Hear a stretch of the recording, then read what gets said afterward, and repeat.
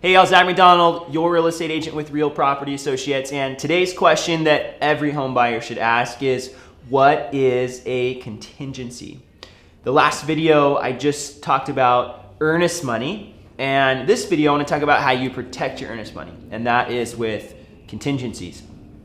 Now, a contingency in a contract, I like to put it this way, it's a but in the contract. It's a potential way to back out. You're saying when you write your contract and you sign it and the seller sign it, you're saying, I am committing to purchase this house, and you spell out the price, the terms of the agreement, and then when you include a contingency, you're including a but. You're saying, but if I can't get a loan, I'd like to be able to back out. If I can't get, or if I do an inspection and I'm not happy with those results, I'd like to be able to back out. If the title on the property isn't clean, isn't clear, if there's a lien, if there's a loan that you're not going to be able to pay back, or if the IRS is saying that you owe them money, I want to make sure those things are paid off before I purchase the house. Those are just a few examples of different contingencies that we would include in a contract. But those contingencies, what they do is they protect your earnest money, your good faith deposit. So when you make your good faith deposit, you're committing to purchase the house, and you're making your good faith deposit saying, I am committed.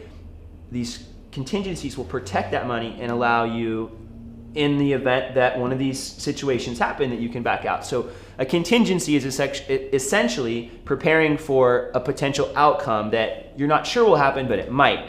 And so when you're a buyer, up front, we're going to get you pre-approved. We're even going to go farther than that. We're going to get you pre-underwritten for a loan. So essentially, the bank's going to look at all of your financial information. They're going to verify your income, assets, credit, make sure that you're good to go.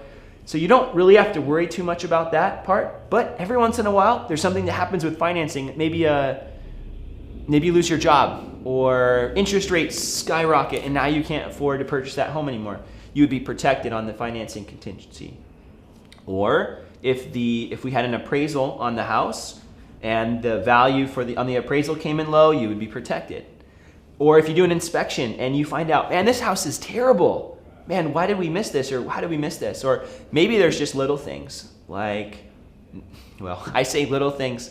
Maybe there's some rodents in the attic and that freaks you out. Or the seller's not willing to take care of it and it's too much for you to handle. Those would be opportunities where you could back out of the purchase and keep your earnest money. So a contingency, just to sum it up again, is a but in the contract. It's preparing you or protecting you, your earnest money specifically, in case one of these unforeseen events does come about.